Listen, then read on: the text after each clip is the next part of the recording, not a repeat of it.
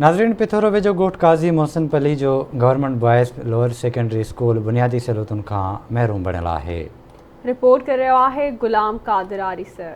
पिथोरे वेझो ॻोठ काज़ी मोहसिन पली डेबो जो 1998 में क़ाइमु थियल हिन government boys lower secondary school जेको केतिरनि ई सालनि खां फर्नीचर ऐं पाणी ॿियनि बुनियादी सहूलियतुनि खां महरूम बणियल स्कूल जे उस्तादनि शागिर्दनि पारां एहतिजाजी मुज़ाहिरो कंदे आवाज़ टीवी न्यूज़ सां ॻाल्हाईंदे चयो त मिडिल स्कूल 1998 खां क़याम में आयो आहे।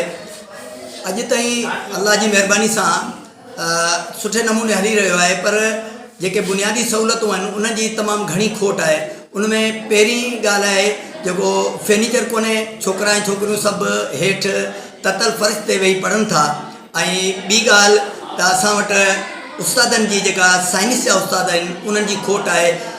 उस्ताद साइंस जो बि कोन्हे ऐं मैथ जा उस्ताद कोन्हे। असांजो स्कूल जेको आहे सो जीअं काज़ी मोहसिन पली इहो तक़रीबन हर सहूलियत खां जेको सो रहियल आहे। हिते का बि सहूलियत स्कूल में मौजूदु न आहे।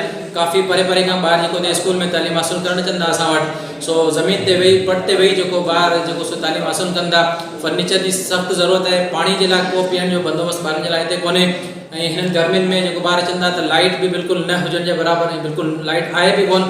सो ॿारनि जे लाइ असांजे साईं वारनि खे असांजी गुज़ारिश कंदासूं त हिन स्कूल में हेतिरा सभु ॿार चवंदा 400 जे लॻभॻि छोकिरियूं ऐं छोकिरा ॿार असां वटि स्कूल में अचनि था। असांखे स्टाफ ॾिनो वञे। असांजी स्कूल जेको आहे माना सभिनी सहूलियतुनि खां महरूम आहे ऐं न हिन ते पाणी जी सहूलियत आहे ऐं न फर्नीचर आहे। ॿार जेके आहिनि उहे 100 खनि छोकिरियूं आहिनि ऐं 300 खनि छोकिरा जेके हेठि वेही ऐं तइलीम कराइनि था।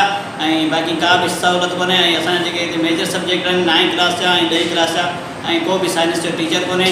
असांजी स्कूल सभिनी बुनियादी सहूलियतुनि खां वांझियल आहे। वॾी ॻाल्हि इहो त 2013 खां हिते 9 ऐं 10 क्लास हली रहिया आहिनि, पर हिन स्कूल में को बि साइंस जो टीचर न आहे मिलियो। हिन स्कूल में 100 खां वधीक छोकिरियूं ऐं 300 जे लॻभॻि छोकिरा हेठि वेही तइलीम हासिलु कया आहिनि, छो त हिन स्कूल में शुरू खां वठी फर्नीचर मौजूदु न आहे। स्कूल जे क़याम खां वठी अॼु ताईं असांखे को बि फर्नीचर न आहे मिलियो ऐं असीं क़ौम जूं नियाणियूं ऐं असांजा ॿाहिरि हेठि ततल फर्श ते वेही तइलीम पिराए रहिया आहियूं। साईं सरदार शाह खां गुज़ारिश कजे थी त असांखे फर्नीचर ऐं ॿियूं सहूलियतूं ॾिनियूं वञनि, ख़ासि करे साइंस ऐं मैथमेटिक्स जो टीचर ॾिनो वञे। कैमरामैन समीर कादर सां गॾु गुलाम कादिर आरिसर, आवाज़ टीवी न्यूज़, पिथोरो।